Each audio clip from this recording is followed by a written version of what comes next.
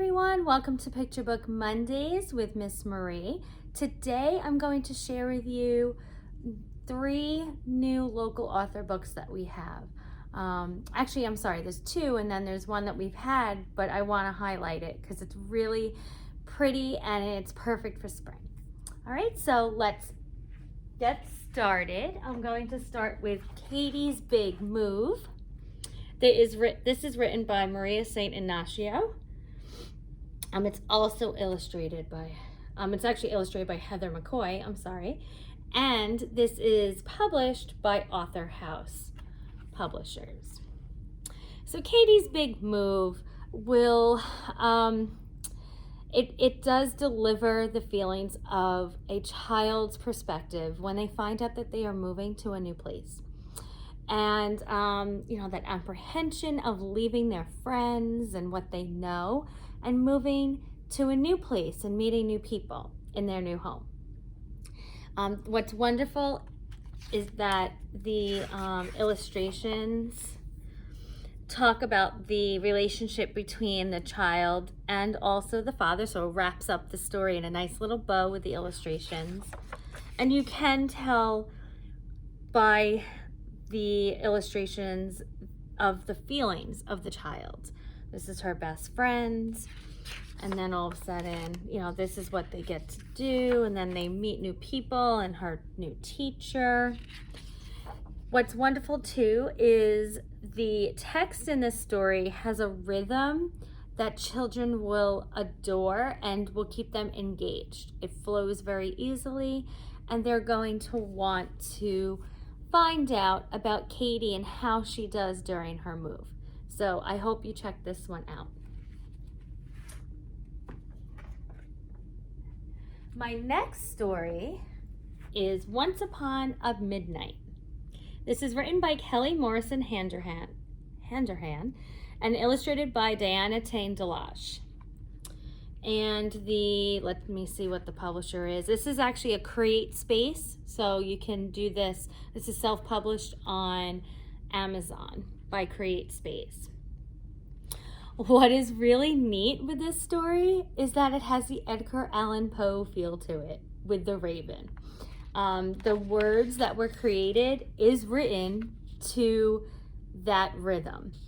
And this story is told by the Pug's point of view, and all of a sudden the Pug gets woken up in the middle of the night by some sound. Pug's not really sure what sound that is, and Pug thinks that they're dreaming, is wondering where this noise is coming from, so he's looking around the house. Then he sees a baby crying, but the baby's hungry. Oh, and the baby has a bottle. Well, isn't that Pug's bottle? So you have to see these illustrations with this story. This is a cute book with a familiar rhyme to it. Let me read you the first page of it so you can see and get the feel of it. So once upon a midnight sleepy, dark and cold and rather creepy, I lay in bed exhausted from the day of play before. Outside a storm was brewing, and I on bone a chewing. Must admit that I'd been stewing over some grief of treatment poor. Maybe because there's that new baby in the house. I wanted sleep and nothing more. So this is a wonderful introduction to poetry and even to Edgar Allan Poe with the Raven. But this one's called Once Upon a Midnight. Okay, and the last story that I would like to share with you is called Paddle, Perch, Climb, Bird Feet Are Neat. This is written and illustrated by Laurie and Angus. This is another local author. And this is published by Dawn Publications. What's wonderful with this story is that it hits on the nonfiction. Even though it's a fiction book, there are a lot of facts about different types of bird feet. So if you are a parent going out on a nature walk, or a teacher who will be doing a lesson on different footprints and things like that, you can definitely go into this and use this book as an introduction. The information at the end of the book too, let me show you. So this is wonderful pictures. The illustrations are nice and bright, keeps all the children engaged.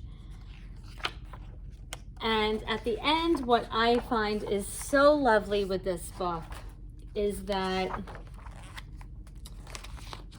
let's see, there are not just 2 pages, but 4 pages of information to further research about animals. So what they do is she talks about the webbed feet and why birds have webbed feet, with going fishing, and they talk about the great blue heron, the roadrunner out in the desert, excellent biome connection here, and just growing up, why some birds hop. How about owls with the different claws and they have to pinch the branch, and why they do that. And then it even talks about the bird that inspired this book. So she saw a bird one day on her window and it just inspired her. There's even a wonderful chart for educators to use, as well as bird watching tips. Perfect for those nature walks, everyone. Birding's becoming more and more popular these days, especially since we've been locked up in our house all winter and birds are coming out. So this is great. Talks about food chains.